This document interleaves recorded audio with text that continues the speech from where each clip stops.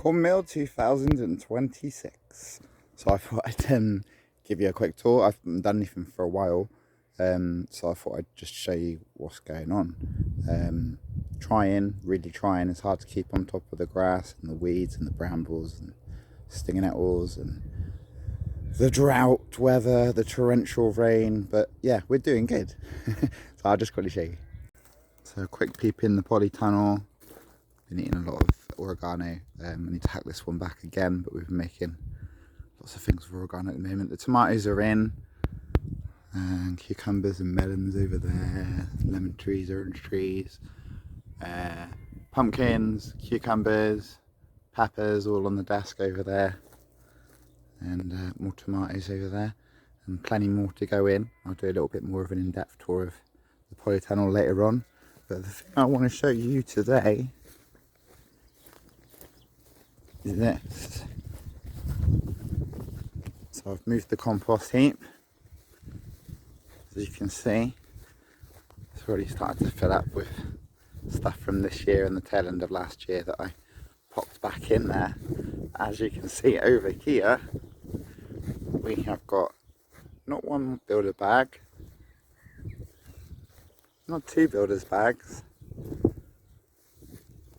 not another whole bed to do pumpkins in or something like that, courgettes maybe. Very, very rich soil, but yeah, very, very pleased. 2 whole bags of homemade compost. That is a good saving. The dogs are obviously in here sniffing around. Don't eat any of it, will you? Come on guys, let's go on. So we've been eating asparagus, obviously cut off now, so I'm letting it grow. These will open up into ferns fronds for the year now. We've had a whole month's worth of asparagus just out of these 2 beds. Giving us probably about 2 meals a week out of it for greens, so it's been excellent. We've got 2 new beds over here made out of the old chicken area, so we've got some nasturtiums, some chives, and we've been eating some strawberries because the strawberry season is starting. So this is mainly filled with strawberry plants. There's various different ones, lots of pest plants to keep them all away. The other half of it started off slow because it was eaten by slugs, but we've got some courgettes in there, and I'm trialing some pepper varieties outside, but I'm not holding my breath with them. We've harvested the garlic inside the polytunnel, but we've still got all this garlic to harvest outside. And then this variety of tomato is supposed to be really good for outside growing in the UK, so I thought I'd give it a go. Windy West Wales, I don't really hold my breath again for you, but we'll see. We might be lucky. I've heard there's been great success in, rather than pruning it to go up, just to let it turn into a bush tomato outside, and you get smaller tomatoes but a lot more prolific and the plant stays healthier. So that's what I'm going to try with these as a little trial this year. And we've got some onions, some lettuce just starting to come up in the bare ground there, corn. We're sticking some old varieties this year because we haven't had much success with the corn in Wales yet. And we've got the beans planted out, looking a little bit yellow actually, but they're starting to grow and come along.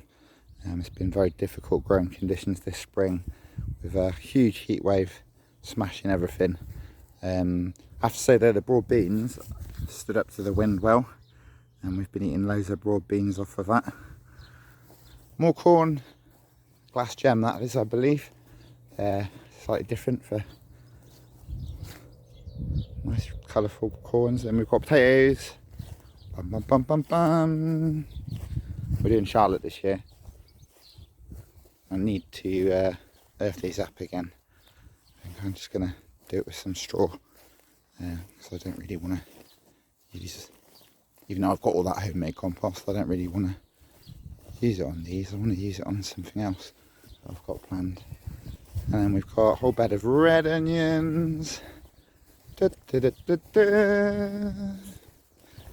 The bed behind me, bed 1, is actually redundant this year, so I'm just leaving it for the wildlife. It's full of grasses. The seed will probably go all over the place and annoy me next spring, but I just didn't have enough compost at the time for it, to be honest, so I thought I'd just leave it for nature.